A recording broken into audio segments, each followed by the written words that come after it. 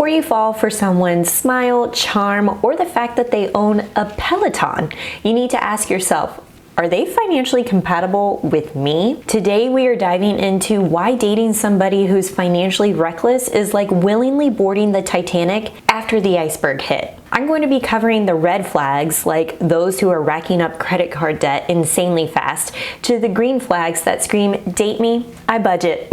Because listen, love is cute, but overdraft fees, not so much. Let's get into it.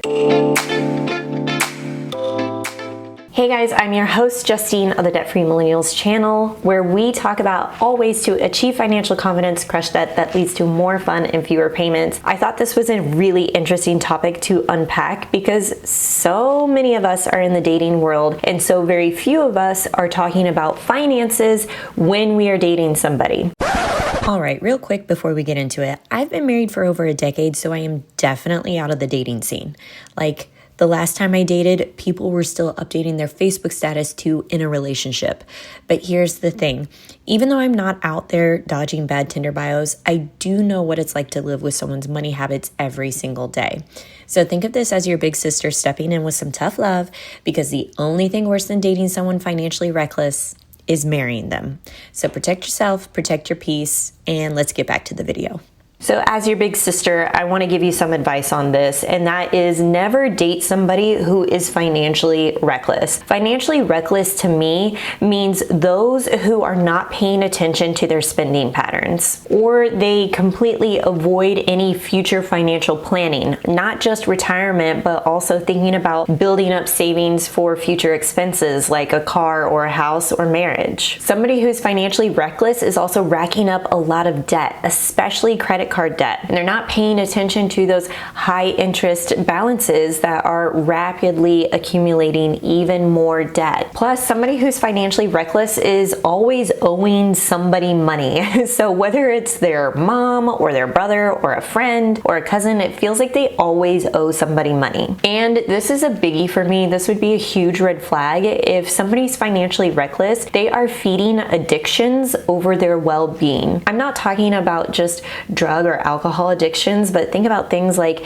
gambling or shopping, or always this urge to spend money on chasing these pleasures when they're really not focused on contentment. Instead, you want to look for someone who knows the power of investing, or at least has an interest to understand it. Investing is one of the best ways to grow your net worth. Not only does it allow you a comfortable retirement, but it gives you access to compound interest. That's earning interest on not only on the original amount that you invested, but also on the accumulated interest from previous periods, like the stock market. Someone who's actively avoiding the stock market and simply wants to put money under a mattress or in a drawer is actually doing themselves a disservice, because money sitting in a drawer is not earning any interest. And $1 today will not buy the same goods and services in the future due to inflation. To me, dating material is someone who is already actively participating in investing, such as an employer-sponsored retirement plan. Brownie points are given to those who are investing on their own. Another non-negotiable when it comes to dating is dating someone who's not concerned with appearances or status. Personally, I would be a little concerned if the person that I was dating was more concerned about the brand of car that they're driving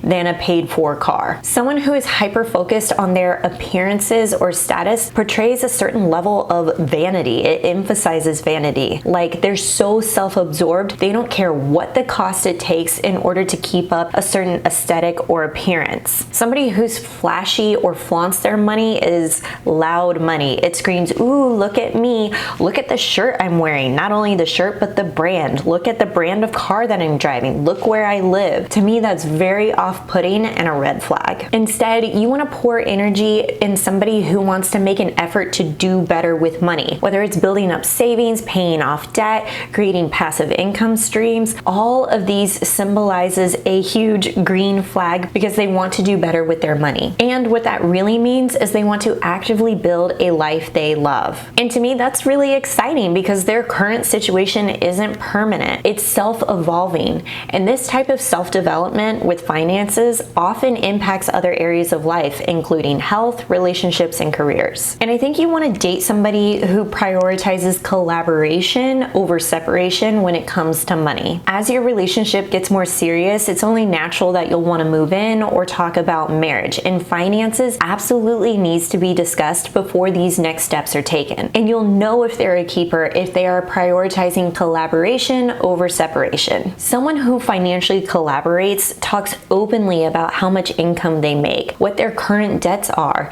and any future financial planning with you. They may want to open up a joint checking account so that you guys can collaborate on decisions together, such as how much they're comfortable in paying for monthly living expenses. They talk about money in terms of ours, not mine and yours. This would be a huge green flag for me and somebody that I would want to pursue when it comes to the dating world. Now, what are some of the financial non-negotiables for you where you're like, I draw a line in the sand. If you are not doing this, then it's game over, we're breaking up. And if you personally feel stuck on which next financial step to take, check out my mini course, Millennial Money Moves. This is a quick 4-video course that is going to help you organize all areas of your money, get clear on what those financial goals to be, and take that right next step. Plus, you can use code DATING to get $10 off using the link below. I will leave that below in the description box for you guys to check out, and I'll catch you in the next one.